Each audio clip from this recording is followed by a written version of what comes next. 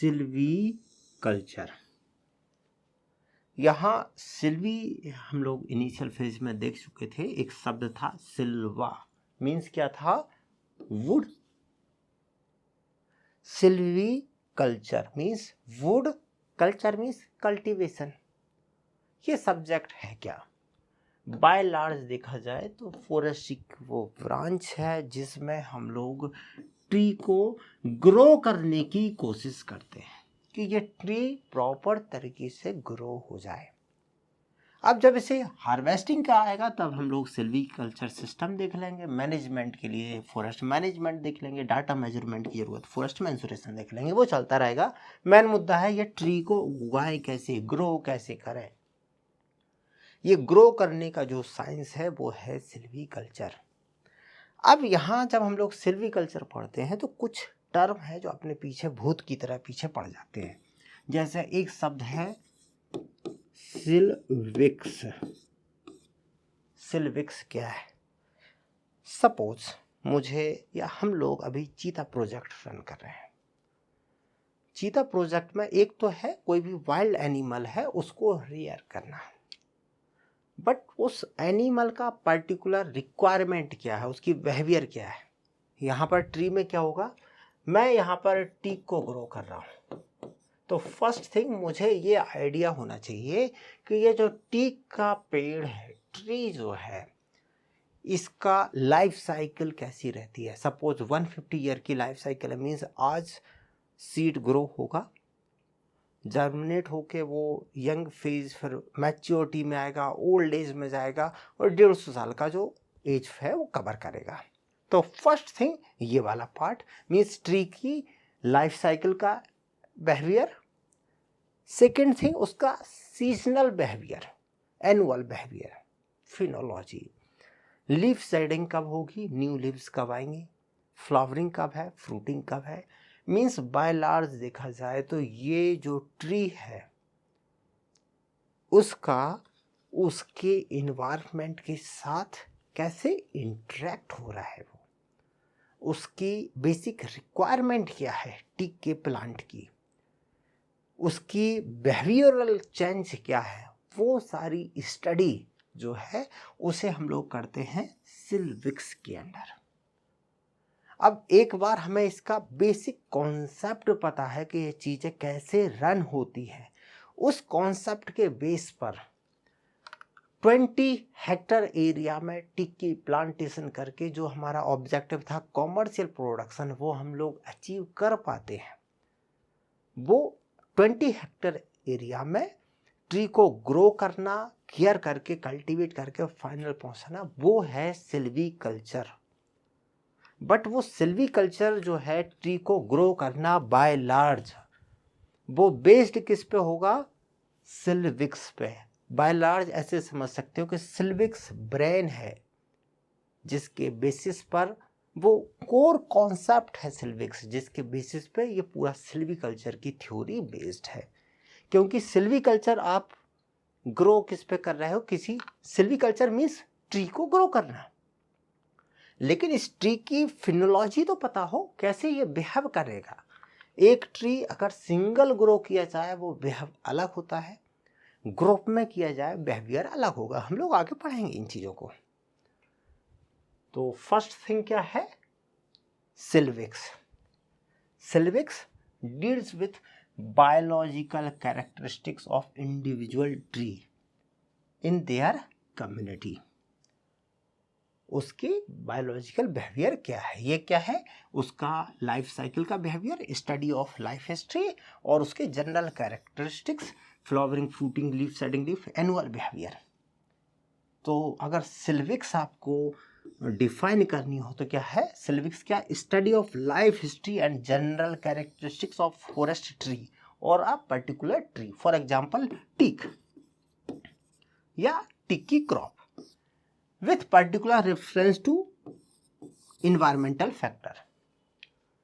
ये ट्री किसी particular environment में कैसे बिहेव कर रहा है, यानी कि टीक के प्लांट के लिए सिल्विक्स नॉर्थ इंडिया में डिफरेंट होगी, साउथ इंडिया में डिफरेंट होगी और म्यांमार में डिफरेंट होगी। इन्वायरमेंटल फैक्टर अलग अलग हो रहे हैं। अदर फॉरेस्ट की कंपोजिशन चेंज हो रहे हैं। फॉर एग्जांपल साउथ में जो टीक है उसके साथ अलग डिफरेंट स्पीसीज है, वही टीक अगर नॉर्थ इंडिया में कहीं प्लांटेड है वहाँ पर कंपोजिशन डिफरेंट है, उसके हिसाब से उसका बिहेवियर डिफरेंट रहेगा। तो यहाँ सिल्विक्स वो है, इसको हम लोग यूज करेंगे किसमें, सिल्वीकल्चर में। और सिल्वीकल्चर क्या है, art and science of cultivating forest crop. Forest की क्रॉप को ग्रो करने का जो भी है वो है सिल्वीकल्चर, और उसे यूज करने का कोर कॉन्सेप्ट वो सिल्विक्स लगेगा। सिल्वीकल्चर की और भी डेफिनेशन है, theory and practice of rising forest crop, branch of forestry deals with the establishment, development, care, cultivation of forest crop. अब कोई ऑब्जेक्टिव बेस्ड एग्जाम तो है नहीं कि कौन सी डेफिनेशन किसने दी, ये 3 डेफिनेशन लिख दी हैं, जो भी आपको डेफिनेशन अच्छी लगे उसे याद रख लेना, जिससे क्वेश्चन लिखते समय आसान हो जाए अपना। अब मेन मुद्दा है सिल्वीकल्चर की स्टडी क्यों करते हैं, ऑब्जेक्टिव क्या है, माथापच्ची क्यों करना है, यहाँ पर क्वेश्चन भी पूछा गया है, इसे समझ लेते हैं।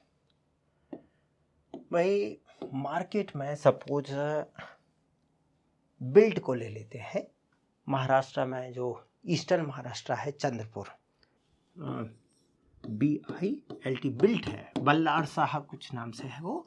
उसमें ये क्या करते हैं, यहाँ पर उस पूरे रीजन में अब बिल्ट को चाहिए ऐसा वुड जो फाइबरस हो पेपर बनाने के लिए। पेपर बनाने के लिए मैं अकेसिया नेलोट का, बबूल का भी टिम्बर यूज कर सकता हूँ, बट टिम्बर के साथ दिक्कत है कि उसमें लिग्निन सुबेरिन का डिपोजिशन बहुत ज़्यादा होता है। रिजल्ट है उसे लिग्निन सुबेरिन को रिमूव करने के लिए बहुत सारे केमिकल्स लगेंगे, तब कहीं जा कर के वो फाइबर एक्सट्रैक्ट हो पाएगा। रिजल्ट क्या होगा, पेपर बनेगा 100 रुपये का, और उसका जो प्रोडक्शन कॉस्ट है वो है 500, निगेटिव हो गया। सो हमें इस टाइप का वुड चाहिए जिसमें लिग्निन सुबेरिन कम हो, यानी कि सॉफ्ट वुड हो, और वो हमें कहाँ से मिल जाता है, यूकेलिप्टस में। जैसे नॉर्थ में तराई रीजन में पॉपुलर है, सेंट्रल इंडिया में वही काम बम्बू और यूकेलिप्टस करता है। यहाँ पर बिल्ट वालों ने क्या किया, यूकेलिप्टस की प्लांटेशन करते हैं।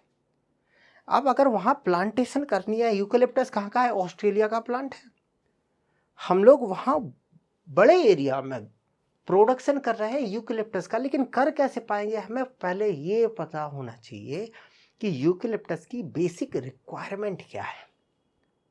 आज अगर हम लोग लगाएं, नॉर्मल कंडीशन में लगाएं, आज हम लोग लगाते हैं, वो जो हमारी रिक्वायर कंडीशन है उस तक पहुंचने में उसे 10 ईयर्स लगते हैं, लेकिन वो 10 ईयर्स तक तब टिका रहेगा अगर उसमें बीच में कोई इंसेक्ट पेस्ट आ रहा है।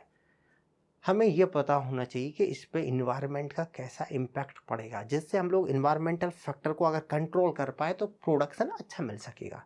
तो हमें इसका इन्वायरमेंटल फैक्टर्स के साथ बिहेवियर पता होना चाहिए, वो यानी कि इसकी सिल्विक्स का आइडिया होना चाहिए। उसके बेसिस पर हम लोग इस पे लार्ज एरिया में यूकेलिप्टस का प्रोडक्शन ले पा रहे हैं। ये तो हो गया, सिल्वीकल्चर हो गया। अब यहाँ अगर 10 ईयर का रोटेशन है, आज लगा दिए और 10 ईयर में ये क्रॉप ले रहे हैं, तो यहाँ पर हम लोग ये बोल सकते हैं कि ये काम चलाओ सिल्वीकल्चर की नॉलेज से आप करोगे क्या, आपको ज़्यादा से ज़्यादा प्रोडक्शन चाहिए, तो आप इसको और बेहतर तरीके से स्टडी करोगे, जिससे इसका जो एज जो 10 ईयर है, आज का इन्वेस्टमेंट 10 ईयर बाद आपको हार्वेस्ट हो रहा है, अगर आप इसे 6 ईयर 7 ईयर कर सको दैट्स एक्सीलेंट। तो आप क्या करोगे, जैसे बिल्ट वाले नॉर्मल है 10 ईयर लगता है, बट जो बिल्ट वाले हैं अपने उनका खुद का प्रोडक्शन होता है, वो इसे 6 या 7 ईयर में ही ले लेते हैं, 3 ईयर पहले ही उसे कट कर लेते हैं। इसे यहाँ टर्म यूज होता है रोटेशन। एक शब्द आप लोग अगेन नोट डाउन कर लीजिए, रोटेशन। रोटेशन क्या है, सपोज ज़मीन का एक एरिया था, खाली था, आपने यहाँ पर एक पौधा लगाया, प्लांटेशन की, ये बड़ा हुआ, बड़ा होते होते होते यहाँ पर पहुँचा, आपने इसे हार्वेस्ट कर दिया और जो ज़मीन है उसे फिर अगेन उसी पुरानी कंडीशन पर लेके आ गए। ये क्या हो गया आपका रोटेशन, रोटेट हो गई ना वो। इसे बोलते हैं रोटेशन पीरियड। अगर यूकेलिप्टस को आज लगाया, 10 ईयर बाद उसे हार्वेस्ट कर लिया, ज़मीन अगेन खाली हो गई, फिर प्लांटेशन लगाया, फिर 10 ईयर बाद हार्वेस्ट किया, फिर लगाया, फिर यहाँ रोटेशन कितना चल रहा है, 10 ईयर्स का। ये लोग क्या करते हैं, कुछ माइक्रो न्यूट्रिएंट इन्होंने यूकेलिप्टस के लिए स्पेसिफिक बनाए हुए हैं, जहाँ उन्हें एक आइडिया होता है कि यूकेलिप्टस की पर्टिकुलर रिक्वायरमेंट क्या है। हर प्लांट की, हर स्पीसीज की डिफरेंट रिक्वायरमेंट है। इन्होंने इस टाइप का मटेरियल बनाया जो यूकेलिप्टस के लिए बिल्कुल स्पेसिफिक है। जैसे वो सीधा सीधा भर भर के उसे दे देते हैं, वो जैसे बोलते हैं ना, दिन दूनी रात चौगने, 25 दिन में पैसा डबल। वो रैपिड ग्रोथ करता है, इतना फास्ट ग्रोथ करता है कि जो नॉर्मल कंडीशन में 2 ईयर या 3 ईयर में जो हाइट अचीव करता है 3 ईयर में, वो इनकी नर्सरी में वो 1 और 1.5 ईयर में ही वो हाइट अचीव कर लेता है, रैपिड ग्रोथ। क्योंकि उसको जो रिक्वायर है वो पूरा सीधा बल्क में मिल रहा है उसे। रिजल्ट जो 10 ईयर में हार्वेस्ट होता था वो 8 ईयर में ही हो पा रहा है। यहाँ हम लोग सिल्वीकल्चरल नॉलेज का क्या यूज कर रहे हैं, उसका रोटेशन पीरियड कम करने में।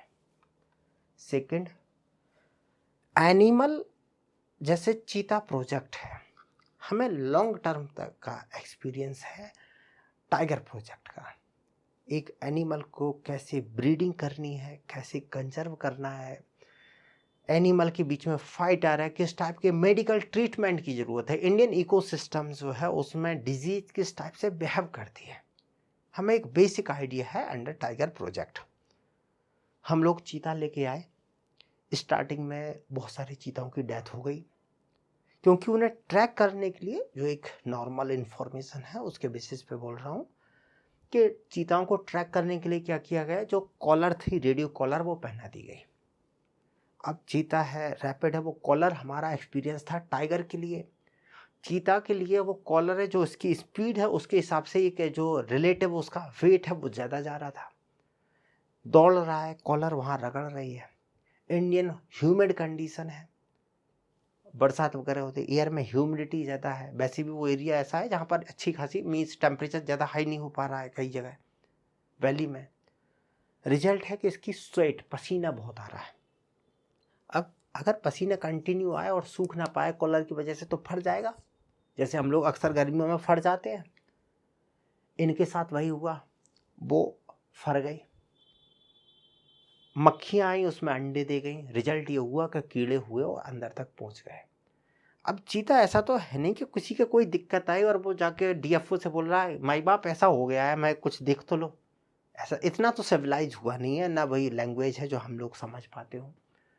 रिजल्ट क्या हुआ कि वो कैजुअलिटी हुई। इसके बाद हम लोग, बट बेसिक पर्पज क्या है कि हमारा एक तरह जगह का नॉलेज दूसरी जगह हम लोग अप्लाई कर रहे थे और वो काम हुआ और हम लोगों ने 1-1.5 साल में बहुत कुछ सीखा। सेम वर्क यहाँ टीक को कैसे ग्रो किया जाए, साल को कैसे ग्रो किया जाए, इसका एक्सपीरियंस जब हम लोग बाहर से कोई न्यू एक्जोटिक प्लांट्स लेके आते हैं उसके इंट्रोडक्शन में हमें काम आता है कि पॉपुलर कैसे उगाना है, उसकी नर्सरी कैसी होगी, रोटेशन पीरियड कम करने में, हाई क्वालिटी का टिम्बर कैसे प्रोड्यूस लिया जाए, यहाँ पर हमें सिल्वीकल्चरल नॉलेज काम आएगी। ये कैसे काम आएगी, अभी बस आप पढ़ते जाइए कि हाँ ऐसा होता है। आगे सिल्वीकल्चर जैसे जैसे बढ़ेगा चीज़ें ज़्यादा क्लियर हो जाएंगी। रोटेशन पीरियड कम करने में, लार्ज वॉल्यूम प्रोडक्शन में, फॉरेस्ट का कंपोजिशन चेंज करना हो तो, जैसे नॉर्थ इंडिया में टीक उगता नहीं है, एमपी से नीचे ही टीक है। नॉर्थ इंडिया में आपको, आप देहरादून में जाइए, टीक मिल जाएगा आपको एफआरआई के कैंपस में ही। वो सब का सब इधर से उधर जा कर के लगाया गया है। तो वहाँ के फॉरेस्ट की कंपोजिशन चेंज करना, जैसे क्लाइमेट चेंज का इम्पैक्ट है। क्लाइमेट चेंज की वजह से क्या टेम्परेचर डाउन हो रहा है, अभी हम लोग आगे पढ़ेंगे कि हमारे फॉरेस्ट अपने आप को कोप नहीं कर पा रहे हैं। ऐसे केस में हमें फॉरेस्ट में नई टाइप की स्पीसीज को इंट्रोड्यूस करने की ज़रूरत है जो क्लाइमेटिकली ज़्यादा रिजिलेंट हो, जिन पर क्लाइमेट चेंज का एक लेवल से ज़्यादा इम्पैक्ट ना हो। इस केस में हमें न्यू स्पीसीज फॉरेस्ट में ऐड होंगी, पुरानी धीरे धीरे वॉश आउट हो जाएंगी, न्यू आएंगी और फॉरेस्ट का कंपोजिशन चेंज हो जाएगा। उसमें हमें उस ट्री को उगाना कैसे, वहाँ सिल्वीकल्चरल नॉलेज की ज़रूरत है। तो कंपोजिशन फॉरेस्ट की चेंज करने में, large volume production, rotation age करना, साइट का प्रोटेक्शन में, रिफॉरेस्टेशन, एफॉरेस्ट, ये सारी चीज़ें हम लोग करेंगे आगे। इन सब में हमें कहाँ ज़रूरत है, सिल्वीकल्चरल नॉलेज की। इतना काम अपना हो गया। अब लास्ट आता है सिल्वीकल्चर। एक टाइप से बोल सकते हो कि फॉरेस्ट्री के अंडर बहुत सारी ब्रांचेज हैं, बट उनमें सिल्वीकल्चर आपके 50% टाइम क्यों खा रहा है, क्योंकि ये हर ब्रांच से लिंक है। आपका ऑब्जेक्टिव है, फॉर एक एग्जांपल के लिए, एमपी में एक ब्लॉक है सपोज फॉरेस्ट का, यहाँ पर एक ट्राइबल कम्युनिटी है जो तेंदुपत्ता कलेक्ट करती है। फॉरेस्ट डिपार्टमेंट वहाँ सिल्वीकल्चर की नॉलेज यूज करके वहाँ तेंदू का प्रोडक्शन बढ़ाएगा, जिससे उस कम्युनिटी की इकोनॉमी चल पाए। महुआ जो है वो कैसे बेटर क्वालिटी के फ्लावर और फ्रूट प्रोड्यूस कर पाए, जिससे उसके फ्लावर से महुआ पे जो देसी लिक्वर है, जैसे कि मॉन्ड के नाम से एक ट्राइबल लिक्वर है जिसे एमपी गवर्नमेंट प्रमोट कर रही है, उसे कैसे मार्केट किया जाए, ट्राइबल इकोनॉमी को कैसे बूस्ट किया जाए। यहाँ ट्राइबल इकोनॉमी से सिल्वीकल्चरल की नॉलेज लिंक है।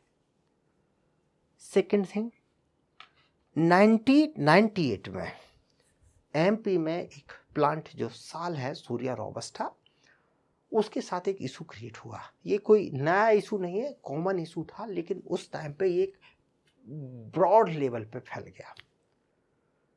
हम लोग टीक साल इसलिए लगाते हैं कि आज हमने प्लांटेशन लगा दी, 20 या 30 ईयर बाद जब हार्वेस्ट करेंगे तो एक पेड़ 40,000 50,000 का हो गया। 10,000 के पेड़ लगाए हुए हैं, 20 ईयर बाद हमने बेचा, करोड़ों की इनकम हुई।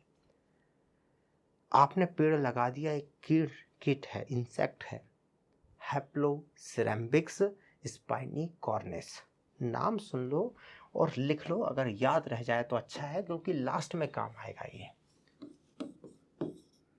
हैप्लोसिरेम्बिक्स स्पाइनिकॉर्निस, ये यहाँ पर बीच बीच में जो भी आपको स्टोरी या स्ट्रीम से हटके जो भी इंफॉर्मेशन बताई जा रही है, एक टाइप से आपके अदर सब्जेक्ट के लिए अभी से ग्रेजुअली भूमिका बनाई जा रही है, जिससे चीज़ें लास्ट तक पहुँचते पहुँचते आपकी फिंगर्स पे आ जाए। 98 में इस इंसेक्ट ने क्या किया, टिक के जो साल है सूर्या रोबस्टा, उसके अंदर इंटर करता है और अपना लार्वा देता है, और उसका लार्वा स्टेम के अंदर ही अंदर जाके पूरी पूरी टनल बना देता है। एक टाइप से मिलिटेंट टाइप का पूरा का अंदर से खा गया। अब वो लकड़ी का क्या है, कोई का जीरो वैल्यू है। उसका अटैक इतना ज़्यादा सीवियर हुआ कि उसे कंट्रोल करने के लिए 50 लाख ट्री को कट करना पड़ा। अब वहाँ हमें कौन से मेथड यूज़ करने पड़े, वहाँ आपको सिल्वीकल्चरल नॉलेज की ज़रूरत थी कि ट्री को कब कट किया जाए, कैसे कट किया जाए, किसको क्या करना है, कैसे मैनेज करना है मुझे। वहाँ सिल्वीकल्चरल नॉलेज की ज़रूरत थी फॉरेस्ट को बचाने में, प्रोटेक्ट करने में, उस पर्टिकुलर स्पीसीज को कंजर्वेशन में। सिल्वीकल्चर में हम लोग एक मेथड पढ़ेंगे, न्यू प्लांट को कैसे उगाते हैं, जिसमें वेजिटेटिव मेथड्स है। जैसे मैंगो है, उसका सीड हमने ज़मीन में लगा दिया और न्यू प्लांट उगाया, एक सीड से जर्मिनेशन का मेथड है। अभी रिसेंटली 2 मंथ को एक न्यूज़ आई थी, कुछ इस टाइप का नाम है जो मुग़लों से जुड़ा हुआ है, केसरिया नहीं, कुछ तोतापुरी समथिंग एक नाम है, मैं न्यूज़ डाल दूँगा। वो आम की, मैंगो की केवल शायद 20 या 40 ही प्लांट्स बचे थे और पूरे देश से वो ख़त्म हो चुका है। अब वो प्लांट को कैसे बचाया जाए, वो तो स्पीसीज ही ख़त्म होने वाली थी। यहाँ सिल्वीकल्चरल नॉलेज हमें कम है। मीन सिल्वीकल्चर का जो इसकी डिफरेंट ब्रांचेज है उनसे क्या लिंकेज है। क्वेश्चन भी आया था 2020 में, डिफाइन सिल्वीकल्चर। अब कोई भी डेफिनेशन लिख देते, यहाँ पर कोई दिक्कत वाली बात थी नहीं अपन को। दूसरा क्या पूछा था, relate the application of silviculture to different branches of forestry. यहाँ स्टेट के क्वेश्चन आप जरूर सॉल्व करते जाए। ये क्वेश्चन यहाँ है, उससे पहले स्टेटों में पूछा जा चुका था, यहाँ तो 60 में आ चुका था ये। तो इसका अलग एक टाइप से ये मान सकते हैं कि सिल्वीकल्चर ये फॉरेस्ट्री के जो डिफरेंट या सिल्वी फॉरेस्ट्री नाम का जो व्हील है उसका ये हब है, अदर चीज़ों को जोड़ने के काम आता है। उसी चीज़ों को जो मैंने अभी आपको एक्सप्लेन है वो यहाँ पर थोड़ा लिख दिया है, इसे पढ़ लेना, ग्रेजुअली चीज़ें समझ में आपको आ जाएंगी। अब एक क्वेश्चन आया था, justify the study of silvics. Justify करने के लिए बोला गया था कि सिल्विक्स है उसकी स्टडी इसेंशियल है सक्सेसफुल एफोरेस्टेशन प्रोग्राम। अपने देश में कहीं भी आपको एफोरेस्टेशन यानी कि कहीं भी आपको प्लांटेशन करनी है, पेड़ पौधे लगाने हैं, उस प्रोग्राम के लिए ये बहुत ही इसेंशियल है, आवश्यक है। क्यों? उसे जस्टिफाई करना था। यहाँ 3 टर्म और आते हैं, इन्हें आप एक बार और देख लो जिससे काम हो जाए। एक है deforestation. D for delete, means किसी एरिया में पहले से फॉरेस्ट था, आपने उसे कट करके साफ कर दिया उस एरिया को, ये है डिफोरेस्टेशन। सपोज जैसे एमपी का केस है, एमपी में खंडवा खरगोन वाला रीजन है, वहाँ पर एक बड़ा पंच है एरिया जो इलीगल तरीके से साफ कर दिया गया। कल एमपी गवर्नमेंट एक ड्राइव चलाती है और उसको अगेन वेजिटेशन लगा दी, मीन्स जिसे अभी हाल में ही साफ हुआ था उसे अगेन फॉरेस्ट कर दिया गया। उसे क्या बोलेंगे हम लोग? रीफोरेस्टेशन।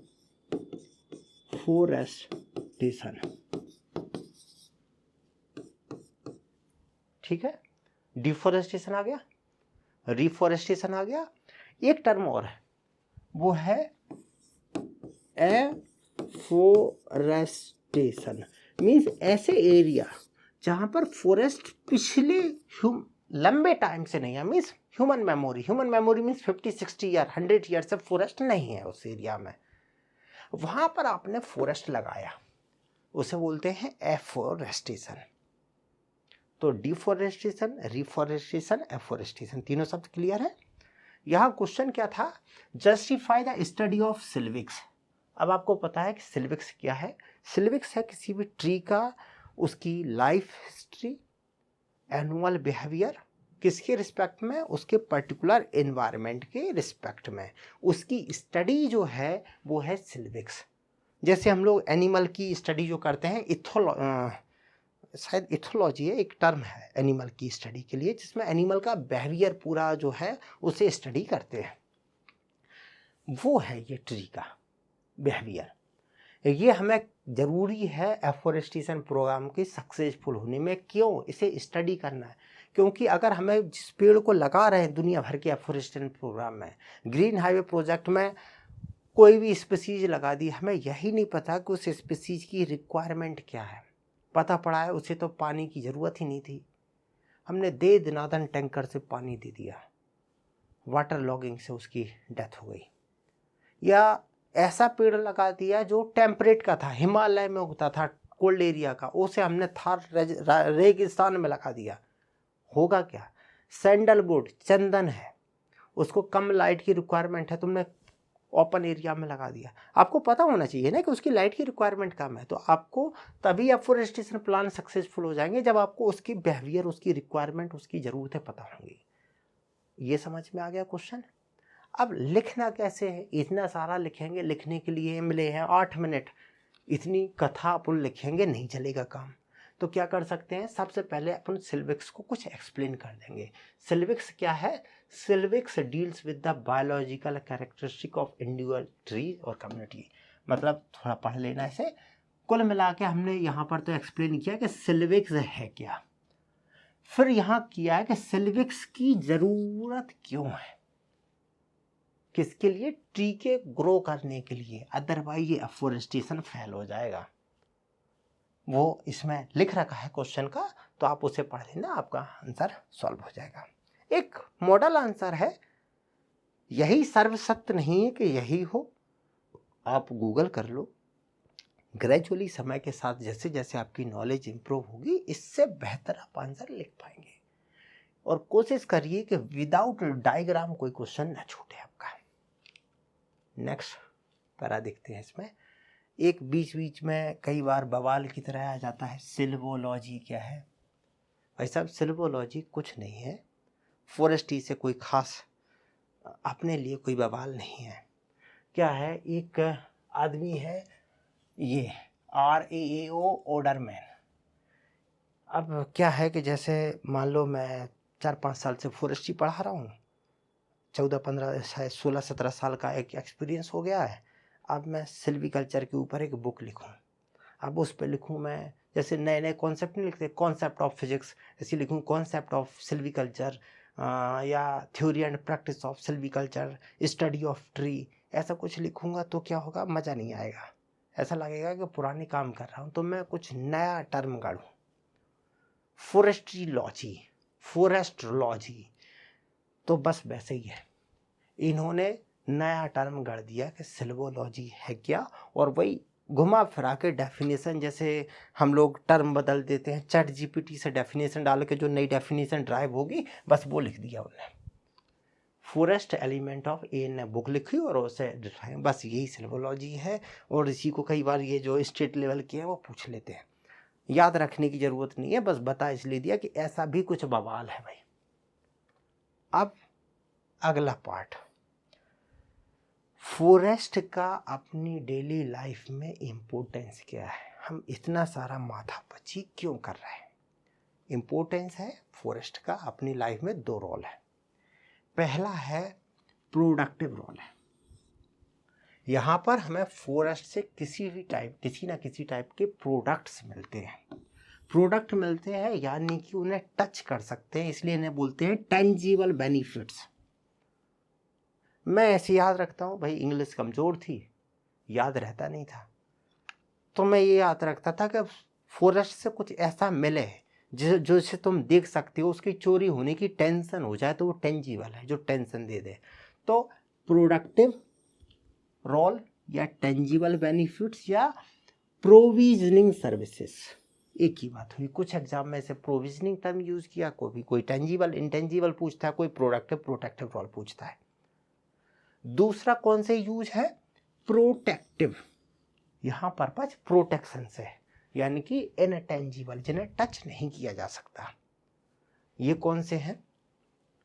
ये जैसे टिम्बर है, राउंड टिम्बर, लकड़ी मिल गई, जलाओ फ्यूल वुड है, फूडर चारा ग्रेजिंग है, नॉन वुड प्रोडक्ट जैसे फाइबर है, गम है, रेजिन है, ऑयल है, टैनिन डाई है, ड्रग्स है, दुनिया भर की और चीज़ें, तेंदुपत्ता है, ये सब के सब क्या है, टेंजिबल। ये क्वेश्चन आ रखे हैं, दुनिया भर के क्वेश्चन है इससे, जो ये पूछते हैं फॉरेस्ट की रोल लिखो, टेंजिबल इंटेंजिबल लिखो, प्रोविजनिंग और इन प्रोविजनिंग सर्विसेज कौन कौन सी है फॉरेस्ट की वो लिख दो, तो आप लिख लोगे। इनटेंजिबल कौन से हैं, जैसे फॉरेस्ट वाटर साइकिल को मेंटेन करते हैं, CO2 O2 को बैलेंस करते हैं, विंड की जो वेलोसिटी है उसे रिड्यूस करते हैं, एयर वाटर पॉल्यूशन, सॉइल का ये कम है, store house of genetic diversity, फलाना ढिकाना, ये जो सारी चीज़ें हैं ये क्या है, इंटेंजिबल। ये कई बार जगह हम लोग ज़्यादा तो यूज़ नहीं कर पाए। अगर कोई मान लो एंगल ऐसा है जो क्लाइमेट चेंज से जुड़ा है, तो क्लाइमेटिक कनेक्शन से ऐसा कॉन्सेप्ट शुरू कर रहे थे बट फेल हो गया, ज़्यादा कर नहीं पाए। यहाँ तक अपना काम हो गया। नेक्स्ट पार्ट है अपना हिस्टोरिकल बैकग्राउंड।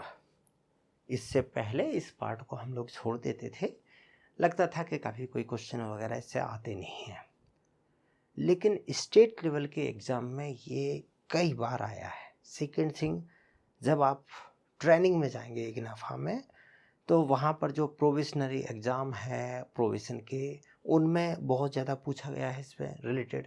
और कई बार ये देखने में आता है कि उधर के क्वेश्चन ही उठा करके ये इधर डाल देते हैं, क्योंकि वो टीचर कॉमन से हो जाते हैं, उधर क्वेश्चन सेट कर रहे हैं, उन्हें इधर की भी सेट कर दिए, इन्हें आसान हो जाता है, तो इसलिए सारे क्वेश्चन मिला जुला के यहाँ डाल दिया, स्टेट PSC के और प्रोबेशन के, कि हाँ भाई हिस्टोरिकल बैकग्राउंड से भी क्वेश्चन आए हैं। वैसे हमारे लिए केवल एक ही मतलब हुआ करता था, ब्रांडिस भाई साहब, कि ब्रांडिस भाई साहब की एक टांग नकली थी, मन से बहुत अच्छे थे, दिल से बहुत सॉफ्ट थे, बस वही चीज़ें, लंबी चौड़ी चीज़ें नहीं देखते थे।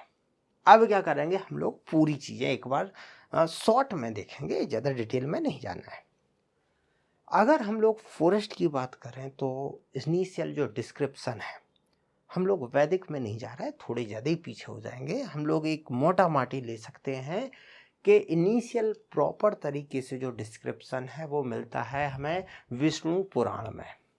विष्णु पुराण में टोटल 13 टाइप्स के फॉरेस्ट का डिस्क्रिप्शन है और उसमें डिस्ट्रीब्यूशन दिया है कि कौन से टाइप का फॉरेस्ट देश के किस हिस्से में है। उसके डिस्क्रिप्शन के हिसाब से यहाँ एक पिक्टोरियल डायग्राम सा बनाया गया है। ये कोई प्रॉपर ऑथेंटिक नहीं है, जो बुक्स पढ़ी उनसे तो ये हम ही लोगों ने बनाया है, मीन्स वैसा कुछ नहीं है, तो थोड़ी बहुत गलती संभव है इसमें। कुल मिला के ऐसे 13 टाइप के फॉरेस्ट का डिस्क्रिप्शन है। इन 13 टाइप्स के फॉरेस्ट को 2 कैटेगरी में इन्होंने डिवाइड किया। एक टाइप से बोल सकते हो कि ये 30 टाइप के फॉरेस्ट है या ये 13 टाइप के लोग हैं, उन्हें 2 कैटेगरी में डाल दिया गया। एक वो जो काले कलर के हैं, ये दूसरे गोरे कलर के हैं, या वो जो ज़्यादा मोटे हैं या जो पतले हैं। ऐसे 2 कैटेगरी हो सकती है सिंपल वे में समझाने के लिए आपको। तो यहाँ पर ये 13 टाइप के फॉरेस्ट को ने 2 टाइप के फॉरेस्ट में डिवाइड कर दिया। एक इन 13 में से वो जिनके अंदर एलिफेंट रहता है, इन्हें बोलते हैं कंजर वन। जैसे मान लो ये इसमें एलिफेंट रहता है, इसमें कलिंग में है, दंडकारण्य में है, इनमें एलिफेंट है, यहाँ प्राच्य वन है, इनमें एलिफेंट है। ये जो सौराष्ट्र वाला राजस्थान वाला रीजन इधर के में नहीं मिलेंगे, तो यहाँ पर क्या थॉर्नी कटीले होंगे, तो यह है कंटक वन यानी कि थॉर्नी फॉरेस्ट। तो यहाँ पर इन्होंने अपने फॉरेस्ट को 2 कैटेगरीज करी, एक वो जो थॉर्नी है और दूसरा वो फॉरेस्ट जिनमें एलिफेंट है, क्योंकि बाय लार्ज एलिफेंट इकोनॉमी जो फोर्स है, रॉयल फोर्स है, उसका एक बहुत बड़ा पार्ट रहा। 13 का हो गया। फिर बीच में छोटी मोटी घटनाएं चलती रहेंगी, कोई काम की नहीं है। मेन मुद्दा आता अपना चंद्रगुप्त से, मौर्य एम्पायर।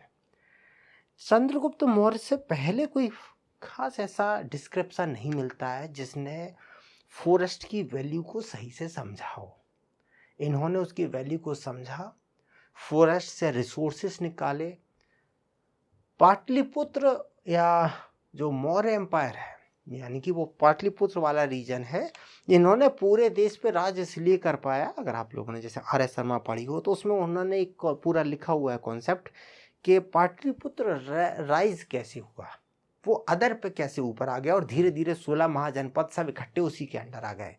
उसके पीछे उन्होंने जो एक्सप्लेनेशन दिया है, जरूरी नहीं कि चीज़ें ठीक हो, लेकिन हाँ कुछ हद तक ठीक है कि भाई एक रीजन उसमें यह है कि जो झारखंड वाला रीजन है, यहाँ से उन्होंने पहला ऐसा महाजनपद था जिसने आर्मी अपने जो एलिफेंट है उसे अपनी आर्मी में इंडक्ट किया। मतलब फॉरेस्ट की वैल्यू सबसे पहले इन्होंने समझी। इन्होंने क्या किया, इससे पहले कोई डिस्क्रिप्शन नहीं है, इन्होंने एक काम किया, कुल मिला के कहाँ से, कौटिल्य के अर्थशास्त्र से। इन्होंने बोला जंगल को 4 हिस्सों में बांट दिया गया। एक हिस्सा राजा की पर्सनल प्रॉपर्टी की तरह है, जहाँ राजा घूम फिर सकता था, उससे जो भी रेवेन्यू होता था राजा अपने पर्सनल खर्च में यूज कर सकता था। फॉर एग्जाम्पल के लिए, जैसे कुछ लोगों को कन्फ्यूजन हो जाता है, आप इसे ऐसे समझ लीजिए कि जैसे प्रेजेंट गवर्नमेंट एक हिस्सा ऐसा है जिससे जो भी रेवेन्यू होगा उसे मोदी जी अपने पर्सनल यूज में खर्च कर सकते हैं। उन्हें चाहे वो कहीं उड़ा दें, कुछ भी करें, कोई पूछ बताई नहीं कर सकता, वो उनकी पर्सनल प्रॉपर्टी रहेगी। सेकंड जो है, एक हिस्सा है वो राज्य के लिए है, वो सेंट्रल गवर्नमेंट का रहेगा, कंसोलिडेटेड फंड में जाएगा और उसे सरकार यूज होगा। मैं यहाँ इसलिए बोल रहा हूँ जिससे आपको राजा और राज्य के बीच का डिफरेंस समझ में आ सके। राजा राज्य नहीं है, राजा आता जाता रहेगा, राज्य स्टेब्लिश है। तो ये दोनों अलग अलग है, एक पार्ट राजा के लिए, दूसरा राज्य के लिए, एक है ब्रह्मदेव के लिए आम और एक आम पब्लिक के लिए। ऐसे 4 पार्ट में इन्होंने डिस्क्रिप्शन किया। फिर अब राजा इस वन का रक्षक है, राजा कहीं चला गया, ख़त्म हो गया, कहीं तलंडी में चला गया तो क्या होगा, तो इन्होंने एक फॉरेस्ट डिपार्टमेंट की स्ट्रक्चर बनाई और उसका टॉप जो है वो रखा वनपाल। इसकी मदद से यहाँ पर कुप्याध्यक्ष फॉरेस्ट डिपार्टमेंट का हेड हुआ करता था, जो अपने अंडर वनपाल यानी कि फॉरेस्ट गार्ड की मदद से वनों की रक्षा। कूप, जैसे आज भी टर्म हम लोग यूज करते हैं फॉरेस्ट में, कूप मतलब फॉरेस्ट का एरिया। एक कूप पे एक फॉरेस्ट गार्ड, ऐसे पूरे फॉरेस्ट को बांट के उसका टॉप पे कौन बैठा है, कूपिया अध्यक्ष, कूप का अध्यक्ष, ये बैठा है, इसी फॉरेस्ट गार्ड से हेल्प से मेंटेन करता था। फिर मिडिवल में चंद्रगुप्त, ये गुप्ता पीरियड आता है। इसमें कुछ खास ज़्यादा देखने को मिलता नहीं है। इसमें बस आपको यही मिलेगा कि सेंट्रल वाले रीजन में ब्रह्मदेव के रूप में बड़ा एरिया दान किया, जिससे फिर ट्रैवल्स की हेल्प से उसमें कल्टीवेशन वगैरह किया गया। तो एक टाइप से वो शो करता है डिफोरेस्टेशन। मैं श्योर नहीं हूँ, लेकिन कुछ जगह जैसे पढ़ा तो वहाँ एक ओवरऑल रीडिंग में ये आ जाता है कि अकबर के टाइम तक लगभग अपने देश की टोटल जियोग्राफिकल एरिया का 85 या 90% तक फॉरेस्ट के अंडर कवर था, शायद 85 के आसपास। मीन्स उस टाइम पर वो शिकार के लिए, राजस्थान जो था डेजर्ट है उसमें वेजिटेशन थी, उसमें शिकार करने जाते थे। वही नहीं, अदर भी। सेकेंड थिंग मीन्स कुल मिला के ये है कि फॉरेस्ट का जो सबसे बड़ा डिफॉरेस्टेशन है, सबसे ज़्यादा जो काट के एग्रीकल्चर में कन्वर्ट किया गया, वो कॉलोनियल रूल के अंडर हुआ। उससे पहले ये बहुत, भले ही इन्होंने गुप्ताओं ने किया या किसी ने किया, ये ने भले ही कितना भी किया, लेकिन 10-12-15% से ऊपर नहीं जा पाए। मिडिवल फेज में ज़रूर जब इस्लामिक रूल थे उस टाइम पे थोड़ी दिक्कतें बढ़ी, बहुत सारे एम्पायर कोलैप्स हुए। तो ये पॉपुलेशन है, इनसे जो रिलीजियस प्रेशर कन्वर्जन जो होता है उससे बचने के लिए जंगल में चले गए।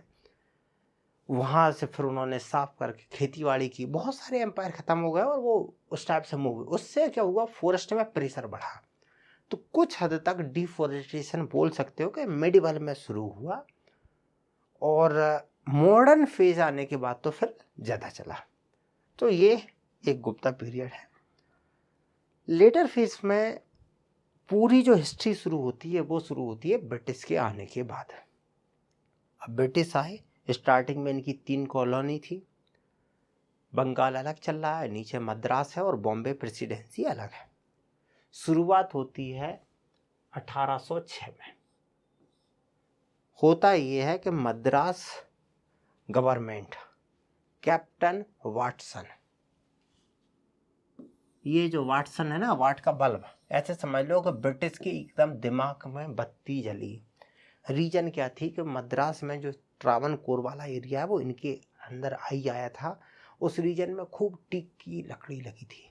टीक के साथ इशू क्या था, ये लोग देखो पूरी की पूरी नेवल इकोनॉमी थी, जहाज बना के चलने हैं।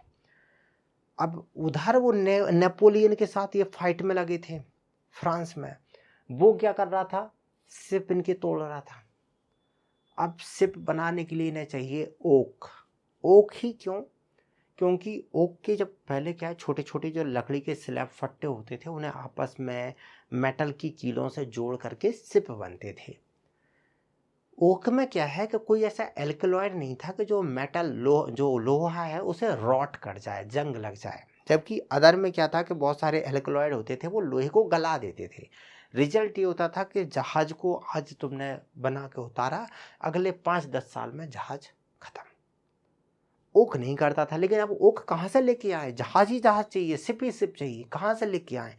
तो उसका एक सॉल्यूशन खोजा कॉलोनी में, इंडिया में मिल गया टीक की लकड़ी के रूप में। तो टीक की कॉमर्शियल वैल्यू बहुत ज़्यादा हो गई इनके लिए। अब ट्रावनकोर आया था, इन्हें सीधी लकड़ी मिली। इनने क्या किया कि भाई लकड़ी को काटो और अपना काम निकालो। अब दिक्कत ये है कि लोकल जो लोग हैं, राजा तो हार गया लेकिन लोकल तो उसके अगेंस्ट जा रहे हैं। तो लोकल क्या कर रहे हैं कि टीक को काट करके अपने काम में यूज़ कर रहा है। तो इन्होंने क्या किया, कैप्टन वाटसन को अपॉइंट किया, और पर्पज़ ये था कि तुम कुछ रूल रेगुलेशन लेके आओ। जो पुलिस सिस्टम खड़ा किया गया, पर्पज़ था कि टिम्बर की हार्वेस्टिंग, ट्रांसपोर्टेशन, मार्केटिंग, तीनों पे एक टाइप से परमिट राज, लाइसेंस सिस्टम स्टार्ट कर दिया गया। रिजल्ट ये हुआ कि वो लाइसेंस हम देंगे नहीं, तो अगर कोई अवैध विदाउट लाइसेंस ट्रांसपोर्टेशन करते समय मिल जाएगा, उसका जो भी व्हीकल है उसे हम जब्त कर लेंगे। एक टाइप से इन्होंने उस पूरे रीजन में मोनोपोली स्टैब्लिश कर ली। तो कैप्टन वाटसन को as a first conservator of forest, first मतलब इससे पहले कुछ नहीं था, कैप्टन वाटसन को कंजर्वेटर ऑफ फॉरेस्ट किसने, मद्रास गवर्नमेंट ने अपॉइंट किया गया, किसमें, मालाबार और ट्रावणकोर वाले रीजन में। पर्पज क्या है, नाम क्या है, कंजर्वेटर, फॉरेस्ट के कंजर्व करना। लेकिन एक्चुअल पर्पज क्या था यहाँ पर, कंजर्वेशन का तो चवन्नी का काम नहीं था, पर्पज था मोनोपोली एस्टैब्लिश करना, और इन्होंने की, और बाय लार्ज वो मोनोपोली हो गई उस रीजन में। 28 तक आते आते मुनरो को आप लोगों ने पढ़ा होगा, थॉमस मुनरो को, जमींदारी वाली सिस्टम में। ब्रिटिश के साथ दिक्कत ये थी कि ईस्ट इंडिया कंपनी के पास बहुत सारी ज़मीन आ गई, उस पर लगान आ रहा है।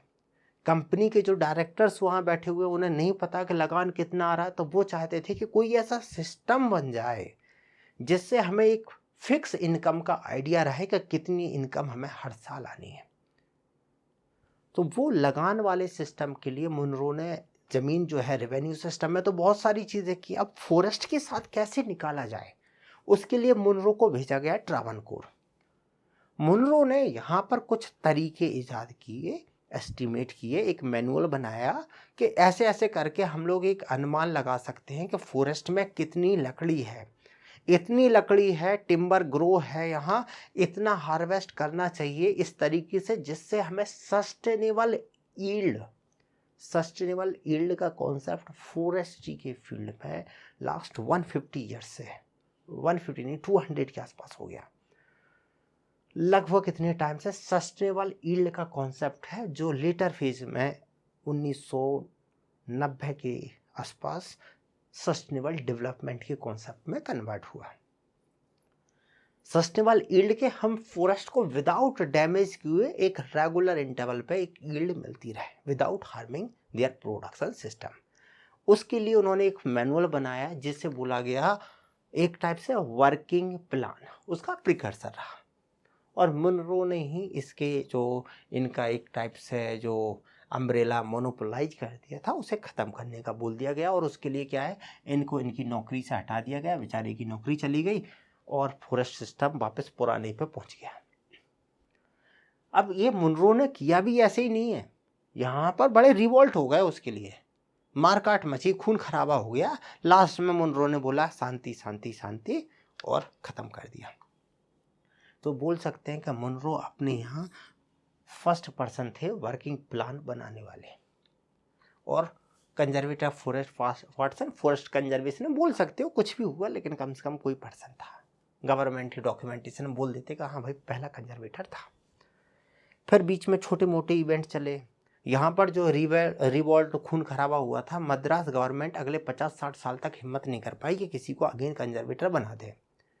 बीच में 40 के आसपास जो बॉम्बे प्रेसिडेंसी थी, इन्होंने कंजर्वेटर बनाए बीच में, 2 पुलिस वाले ही थे जिन्हें बना दिया, एक्स्ट्रा वर्क दे दिया, चलता रहा उनका। वो अपने काम के हैं नहीं, अपने काम के हैं बीच के 2-3 इवेंट। वो कौन से हैं? 42 हुआ क्या, 1840 के आसपास कोर्ट ऑफ डायरेक्टर्स को, जो इनकी कोर्ट रहती है अपनी हाई कोर्ट, सुप्रीम कोर्ट, इस टाइप से कोई कोर्ट रहती है, वो इनको बोलती है कि जिस टाइप से आप एक्सप्लॉयटेशन, क्योंकि कंपनी रूल चल रहा है, आप जिस टाइप से फॉरेस्ट का एक्सप्लॉयटेशन कर रहे हो, अगर ऐसे ही चलता रहा तो रॉयल नेवी को टिम्बर तो मिलना एक टाइम पे बंद ही हो जाएगा, क्योंकि आप केवल हार्वेस्ट कर रहे हो, उसको प्रोडक्शन नहीं कर रहे हो। एक टाइप से वहाँ ये भी था कि कैसे कंपनी के प्रॉफिट को रेगुलेट कंट्रोल किया जाए। तो इन्होंने एक guidance the court of directors को कि आप प्लांटेशन का काम शुरू करो, और कोर्ट ऑफ डायरेक्टर्स ने यहाँ मद्रास वालों को बोला। और उस टाइम पे क्या था कि यहाँ पर जो मालाबार है, मालाबार रीजन का कलेक्टर हुआ करता था वहाँ पर कोनोली को ये मद्रास गवर्नमेंट ने बोली। तो कोनोली ने क्या किया, नीलगिरी जो पहाड़ियाँ हैं, माउंटेन रेंज, और केरल, तो वेस्टर्न घाट की साइड वो फुट हिल रीजन में एक बड़ा सा एरिया है, एक रिवर है, उसके किनारे पे जो बेल्ट बनेगी उसमें प्लांटेशन की। इसमें इन्हें एक परमिट कर दिया गया था कि आप अपने अंदर किसी और को भी रख सकते हो। तो वहाँ पर इन्होंने अपने यहाँ से एक पर्सन था चाथू मेनन, उनकी हेल्प ली और उसमें प्लांटेशन की। उस प्लांटेशन को नीलाम्बर, वो गाँव का पड़ोस का नाम था, तो नीलाम्बर टीक प्लांटेशन किसने की? कोनोली। तो इनके नाम पे, इनके सम्मान में बाद में उसे नाम दे दिया गया कोनोली प्लॉट। इनने की वो नहीं, इनने तो 42 के आसपास कर दी। बाद में 3-4 साल प्लांटेशन चली रही तो एक प्लॉट था जिसमें इनने पेड़ पौधे लगा के कुछ ज़्यादा ही कर दिया होगा, उस पर उसको नाम दे दिया गया कोनोली प्लॉट, जो कि बाद का है। ये कब का है इसमें नहीं है, शायद अगली स्लाइड में डला हुआ। तो चाथू मेनन कोनोली। चाथू मेनन ने यहाँ पर जो टीक की प्लांटेशन की थी, तो उस टीक के सीड को कैसे ट्रीट किया जाए वो सारे तरीके ईजाद किए थे। वही बाद में ब्रांडिस ने और इम्प्रूव किया, और जो ऑलमोस्ट आज मॉडर्न सेंस में वो अभी तक चल रहा है। वही एक बेसिक आइडिया है कि यहाँ से प्लांटेशन वगैरह चलता रहा। तो ओल्डेस्ट टीक प्लांटेशन है टीक का, अपने देश का जीआई टैग भी मिल गया। अपने देश का नहीं, अपने पूरे साउथ ईस्ट एशिया का। ये है 46 में। एक प्लांटेशन का काम और होता है, वो है 43 में विलिंगटन में। मद्रास में जो आर्मी है उसका कैंटोनमेंट बनता है। वो पूरा इस टाइप का मूवी में देखा होगा आपने। कौन सी मूवी आई थी, कैसी आई थी ना, साउथ की, रावण, कोई तो एक मूवी, नहीं रावण नहीं, एक और मूवी आई थी जिसमें वो एक ट्राइबल का, साउथ की मूवी है एक्चुअली। तो उसमें भी यही इस टाइप का सीन दिखाते हैं उसमें। तो ये है विलिंगटन, जहाँ से पूरी चलती थी। तो विलिंगटन कैसे सुंदर लगे, तो उसके लिए इन्होंने यूकेलिप्टस की प्लांटेशन की थी। किसने? इस घंटे ने, कैंपबेल ने।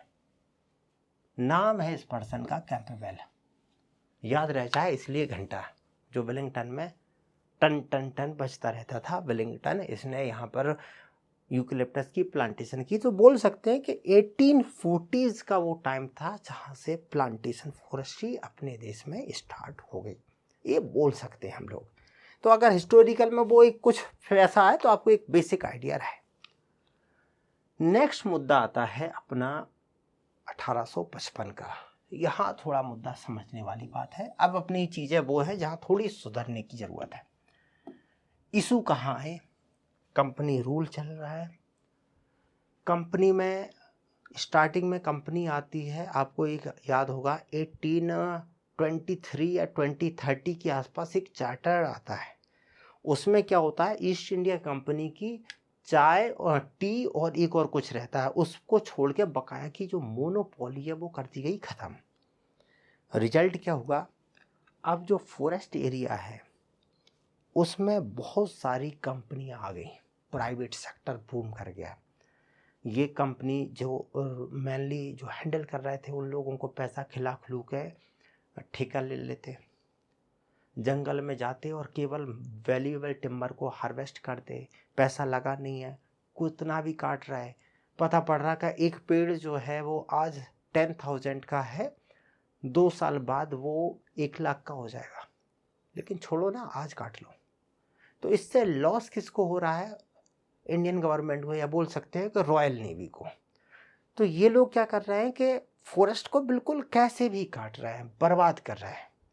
ये चीज़ें जो उस टाइम के इन्वायरमेंटलिस्ट थे, जो एजुकेशन से जुड़े हुए थे, उन लोगों ने उस टाइम पे था डलहौजी, उसको बोला कि भाई साहब ऐसा ऐसा हो रहा है, इसे कंट्रोल करने की ज़रूरत है। इन चीज़ों को कंपनियों को फ्री छूट क्यों दी गई थी? क्योंकि उस टाइम पे एडम स्मिथ का जो था ना, वो जो इकोनॉमी वाला इनका कॉन्सेप्ट आया था एडम स्मिथ को, कि लोगों को फ्री हैंड कर देना चाहिए। जो गवर्नमेंट है उसका काम व्यवस्थाएं संभालना, बस व्यवस्था बनी रहा वो करना है, कंपनियां अपने हिसाब से करें। जो फ्री हैंड वाला कॉन्सेप्ट था उसके थ्रू इन्हें सब कुछ दे दिया था। अब यहाँ जो चल रहा था उससे दिक्कतें खड़ी हो रही थी। दिक्कतें क्या हो रही थी? फॉरेस्ट के साथ इशू क्रिएट हो रहे थे कि डैमेज ज़्यादा हो रहा है रॉयल को नेवी। तो वहाँ पर एक मैक्लीलैंड एक पर्सन था, उसने बहुत सारे लेटर लिखे इसको डलहौजी को, और डलहौजी क्या लेके आए? एक कॉन्सेप्ट लेके आए, चार्टर ऑफ फॉरेस्ट। कब लेके आए? 55 में, 1857, 1857 से 2 साल पहले डलहौजी की हड़प नीति 1855 ये चार्टर लेके आए, और इन्होंने बोला कि हम अपने फॉरेस्ट को थोड़े साइंटिफिक लाइन पे मैनेज करने की ज़रूरत है। डलहौजी ने केवल यही नहीं की, क्यों? वो एक बेसिक ऑब्जेक्ट है, समझ गया आपको, कि भाई over exploitation of certain forest area, एक लेवल से ज़्यादा एक्सप्लॉइट हो रहा था और इसमें लॉन्ग टर्म इकोनॉमिक इन्हें लॉस हो रहे थे, इसलिए ये चार्टर लेके आए। और एक टाइप से फॉरेस्ट पे जो हार्वेस्टिंग थी उस पर रेस्ट्रिक्शन सा लग गया, उसके विरोध हुए, चीज़ें अलग हैं। मैं यहाँ क्यों बता रहा हूँ आपको, लास्ट ईयर इंटरव्यू में पूछा गया कि देश में कौन कौन सी फॉरेस्ट पॉलिसी आई। हम लोग आपको 3 पॉलिसी पढ़ाते हैं, एक है 1894, दूसरा 1952 और तीसरा 1988 की। इंटरव्यूअर पूछता है नहीं उससे पहले कुछ आई थी, डलहौजी कुछ करके आया था क्या? तो भाई मजबूरी हो जाती है, ये इंटरव्यू में ज़रूर 2-3 बार पूछा गया, इसलिए मैंने आपको यहाँ एक बेसिक आइडिया दे दिया। डलहौजी ने एक काम और किया, इसके बाद फिर हम लोग यहीं आपकी कहानी जो है ख़त्म कर लेंगे। ये है ब्रांडिस भाई साहब, इन पे ज़रूर पूछा गया है, history of forestry in India with 80 to 84 and role of doctor D Brandis, that is Brandis. इन्हें पढ़ना होता है, मेनली अपन को ब्रांडिस को देखना होता है हिस्ट्री में, बाकी चीज़ें हम लोग छोड़ सकते हैं। इनके साथ क्या है, शादी हुई, जर्मन थे, शादी हुई, बीबी जो है और डलहौजी की जो वाइफ है, और ये कुछ बोलते हैं ना मामा फूफा बुआ, ऐसा कुछ रिलेशन थे। अब ये भाई साहब बेरोजगार, क्या करें, तो इन्होंने रिश्तेदारी निकाली अपनी डलहौजी से। डलहौजी को पता पड़ा कि भाई हमने बर्मा, अभी पेगू के नाम से था, अभी नया नया अनेक्स किया है। बर्मा वार जो है फाइटिंग में पूरी इसी की टिक की वजह से हुई थी, वो आगे डिस्क्रिप्शन में आएंगी चीज़ें। तो उन्हें कोई ऐसा चाहिए था जिससे बॉटनी की जानकारी हो, और ये जर्मन फॉरेस्ट्री का जो इनिशियल पूरा रिसर्च है वो सबका सब जर्मन का है। इवन आईएफएस की इनिशियल ट्रेनिंग तक जर्मनी में होती, सब कुछ फॉरेस्ट्री का लगभग 80% जो भी हम लोग पढ़ेंगे, 80% जो इन्फॉर्मेशन है वो सब की सब जर्मन बेस्ड है। ये जर्मन थे, फॉरेस्ट्री बॉटनी की समझ थी, उनने बोला सही आदमी मिल रहा है, एक काम करो, अपना आदमी है, इसलिए भेज दिया बर्मा। डलहौजी जब गया और 57 के मोमेंट में बहुत सारे, अब फॉरेस्ट को ब्रिटिश से डायरेक्ट फाइट नहीं कर सकते थे, तो एक काम करो, ब्रिटिश के लिए जो इम्पोर्टेंट चीज़ है उसमें आग लगा देंगे। जंगल पे कब्जा कर रखा था, तो जंगल के जो कीमती वैल्यूएबल टिम्बर था उसको फायर लगा दो। तो वो दिक्कतें खड़ी हुई। तो बाद में कौन आएगा डलहौजी के बाद, कैनिंग। कैनिंग ने क्या किया, बोला ये फॉरेस्ट एरिया ऐसा है जो अभी तक इर्रेगुलर रहा है। डलहौजी के टाइम पे कुछ सर्विसेज स्टार्ट हुई थी, लोअर सबऑर्डिनेट, अपर सबऑर्डिनेट, ऐसी वहाँ पर दुनिया भर की सर्विसेज चल रही थी। बोला फॉरेस्ट डिपार्टमेंट प्रॉपर तरीके से वर्क नहीं कर पा रहा है। और फिर हुआ क्या, 57 के बाद फिर एक गवर्नमेंट ऑफ इंडिया बना दी गई, कंपनी रूल खत्म हो गई। अब गवर्नमेंट ऑफ इंडिया तो प्रॉपर डिपार्टमेंट बनेंगे। अब इन्हें एक प्रॉपर डिपार्टमेंटल स्ट्रक्चर की ज़रूरत थी फॉरेस्ट में, जो पूरे देश को एक फ्रेमवर्क में जोड़ सके। तो डिपार्टमेंट बनाना था। अब डिपार्टमेंट के लिए कौन लेके आए, तो इन्हें ये ब्रांडिस मिल गया। डलहौजी सजेस्ट करने वाला था कि काम करो, हमारा एक आदमी है वो धर्मुर्गा है, लेके आ जाओ। तो इनने ब्रांडिस को म्यांमार से उठाया। उस टाइम पे बर्मा जो है पेगू, वो भी गवर्नमेंट ऑफ इंडिया के अंडर था। तो एक टाइप से ऐसा समझ सकते हो कि जैसे कोई पार्ट था जो बाद में अलग हुआ, लेकिन वो उसी कंट्री का, उसे वहाँ से बोला तुम एक काम करो, तुम सीधे अभी कोलकाता आ जाओ। तो इन्हें काम बुलाया कोलकाता, आ गए ये। इनसे बोला आज से तुम फॉरेस्ट डिपार्टमेंट के माई बाप, तुम्हें जो करना है करो, बट ये फॉरेस्ट डिपार्टमेंट को सही से लेके आ जाओ। तो उसके बाद कौन आए, ब्रांडिस। इन्हें जॉन लॉरेंस, उस टाइम पे जो फर्स्ट गवर्नर जनरल थे वो यही बने, मीन्स स्टार्टिंग में भी, और ये फिर कैनिंग के बाद ये आए। डलहौजी के बाद आया कैनिंग, और कैनिंग के बाद है लॉरेंस। इन्होंने फॉरेस्ट डिपार्टमेंट बनाया, और जैसे ही इंडियन फॉरेस्ट डिपार्टमेंट बनाया, उसका पहला जो डिपार्टमेंट का हेड है, first inspector general of forest, first जो IGF है वो इन्हें बना दिया। कब कर दिया इन्हें, 1864 में इन्हें IGF बना के IGF बना दिया। एक टाइप से दोनों एक ही साथ हुए। बोला आज से ये फॉरेस्ट डिपार्टमेंट, और आज से तुम इसके हेड, अब तुम संभालो, तुम्हें क्या करना है। अब ये पर्सन वहाँ बैठ गया, पूरा फॉरेस्ट डिपार्टमेंट इसके अंडर है। अब इसे ये समझ में नहीं आ रहा कि डिपार्टमेंट चले कैसे। ये आदमी इसे यही नहीं पता कि कौन कौन से लोग हैं हमारे यहाँ, इनकी स्ट्रक्चर कौन है। एसीएफ नीचे रेंजर को बोल रहा है कि तुम्हें ये करना है, रेंजर मान ही नहीं रहा, बोला हम नहीं मान रहे। तो यहाँ पर क्या ज़रूरत है, आपको एक एक्ट की ज़रूरत है जो पूरे सिस्टम को स्ट्रीमलाइन कर पाए। तो 1864 में जैसे ही इन्हें आईजीएफ बनाया जाता है, ये सबसे पहला काम करते हैं, इंडियन फॉरेस्ट एक्ट लेके आते हैं। इसमें क्या होगा, पूरा फॉरेस्ट एडमिनिस्ट्रेशन एक दूसरे से है, फॉरेस्ट कैसे मैनेज होगा, अब क्या नियम कानून कायदे होंगे, वो सारी चीज़ें इसमें कर दिया। अब यहाँ से क्या होगा, पूरे देश को एक फ्रेमवर्क में जोड़ दिया इनने। अब इस फ्रेमवर्क में आधे मरेंगे, किसी को हाथी ने मार दिया, किसी को टाइगर खा गया, कोई रिटायर्ड हो गया, नए कैसे आए, उसके लिए इंडियन फॉरेस्ट सर्विस की ज़रूरत थी। तो 2 ईयर बाद 67 में उन्होंने इंडियन फॉरेस्ट सर्विस स्टार्ट की।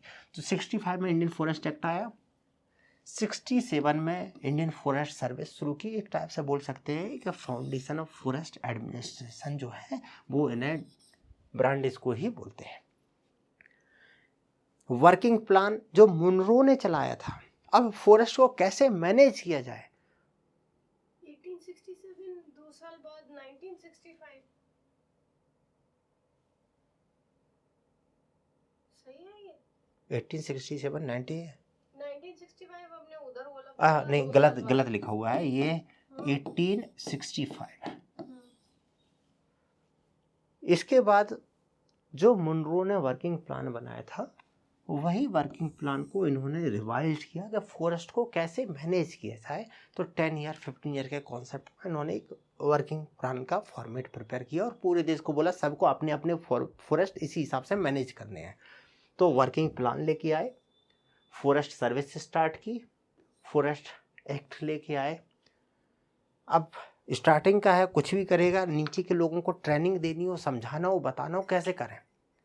तो फॉरेस्ट सर्विस के लिए भी कुछ व्यवस्था चल रही थी इनकी, वो भी इन्होंने बैकग्राउंड में की। कहाँ पर, कूपर हिल में, जर्मनी जाकर लेके जाते थे वहाँ पर, तो भाई जाओ और जर्मनी में ट्रेनिंग होगी इनकी।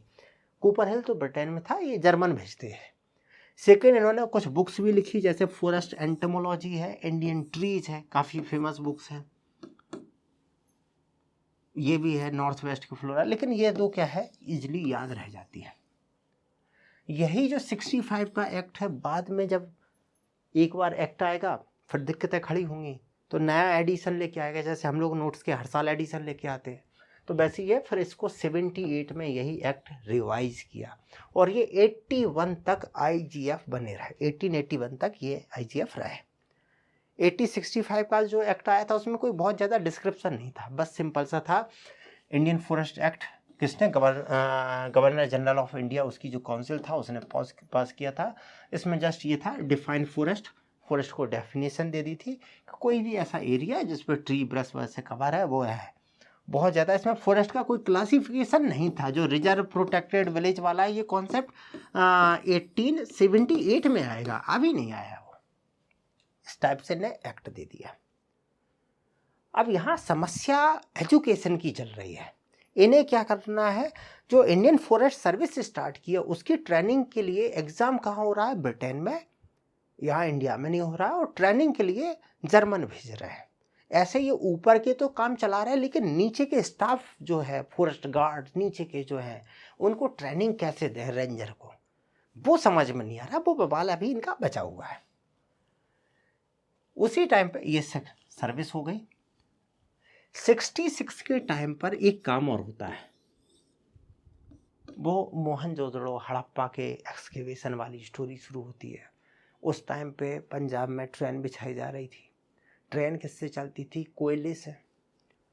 अब दिक्कत ये है कि कोयला या वुड, लकड़ी, उससे चलेगी। अब लकड़ी कहाँ से ले आए, कोयला बाय लार्ज एक लिमिटेशन है। तो लकड़ी के लिए क्या होते हैं, जो कैजुराइना हम लोग पढ़ेंगे इनिशियल फेज में, कैजुराइना का जो अपने यहाँ इंट्रोडक्शन है वो फ्यूल वुड के लिए होता। तो इन्होंने क्या किया, पंजाब में जो पाकिस्तान में चला गया, उसमें ट्रेन के आसपास का जो एरिया था, एक बड़ा एरिया था, उसमें फ्यूल वुड की प्लांटेशन कर दी। पर्पज़ ये था कि आज हम लोग प्लांटेशन कर देंगे, जब ये यहाँ से ट्रेन गुजरने लगेगी तो अगले 10-15 साल बाद यहाँ से लकड़ी कट कट करके टिम्बर यहाँ लोकल स्टेशन पे छोड़ दिया जाएगा और उसे ट्रेन वाले उठा लिया करेंगे और उससे जलाने के काम आएगी, क्योंकि ट्रेन वाले इतनी टिम्बर कहाँ लेके जाएंगे। तो इन्हें यहाँ से भर लेंगे, 100 किलोमीटर बाद दूसरे स्टेशन से भरेंगे, ऐसे इनकी ट्रेनें चलती रहा करेंगी। बाद में समस्या ये हो गई कि वहाँ लोकल के थे 2 डकैत, एक का नाम था चंगा और दूसरे का था मंगा। प्लांटेशन तो इनने की। ये क्या करते थे, ये उस प्लांटेशन में धुके रहते थे और जो भी कोई जाता था उसी को लूट लेते थे। तो लोगों में खौफ हो गया, बोला वो चंगा मंगा का फॉरेस्ट तो लगाया इनने था, लेकिन वो चंगा मंगा जो फ्यूलवुड प्लांटेशन है वो फेमस उसकी वजह से हो रखी है। कब की है? 66 की। तो एक बेसिक आइडिया रहेगा कि हाँ, एक नीलांबर टीक प्लांटेशन है, ऐसी एक चंगा मंगा फ्यूलवुड प्लांटेशन है। फॉरेस्ट एजुकेशन के बेसिस पे अगर देखा जाए तो अपने यहाँ शुरुआत होती है 1875 में। उस टाइम पे ये एक मैगजीन है इंडियन फॉरेस्टर, ये पब्लिश होना जर्नल शुरू हुई थी। शुरू इनने की, नाम याद रखना जरूरी नहीं है। ये सिलेक्ट जो है यही सेकंड IGF अभी आगे बनेगा। नेक्स्ट यहाँ पर अपनी कुछ हद तक की आज की स्टोरी खत्म हो जाएगी। 78 में जो 1865 का इंडियन फॉरेस्ट एक्ट था उसे अमेंड किया गया और उसमें फॉरेस्ट को क्लासिफाई किया गया first time. Reserve forest chapter 2, village forest chapter 3, protected forest chapter 4। जो हम लोगों ने स्टार्टिंग में कॉन्सेप्ट समझा था, रिजर्व कर दिया, विलेज का है और बीच का प्रोटेक्टेड, चैप्टर 2, 3, 4 वो यही चल रहा है। अगर फॉरेस्ट एक्ट की बात की जाए तो पहला अपना फॉरेस्ट एक्ट आया कब? 1865 में, जब 65 में जब ये अपॉइंट किया गया। इसी का संशोधन अमेंडेड आया 78 में और इसी को अगेन फर्दर पूरी डिटेल में आया 1927 में, और यही 27 वाला अभी तक कंटिन्यू है। करंट में गवर्नमेंट सोच रही थी, प्लान कर रही थी कि इसे बदल दिया जाए, बट वो अभी भी वही चल रहा है। इसी टाइम पे 78 में ही फॉरेस्ट एजुकेशन की यहाँ फाउंडेशन होती है। इन्हें दिक्कत थी कि नीचे को कैसे ट्रेंड किया जाए, तो यहाँ पर जैसे पानी की बोतल होती है वैली वाली, तो यहाँ पर थे F वैली जो फर्स्ट डायरेक्टर बन गए। उन्होंने देहरादून में एक स्कूल स्टार्ट किया, फॉरेस्ट स्कूल। कहाँ? देहरादून में। और वहाँ पर ये लोअर वालों को एजुकेशन देना शुरू कर दिया। यहाँ पर आके अपना एक लेवल तक का जो है ये पार्ट कवर हो जाता है।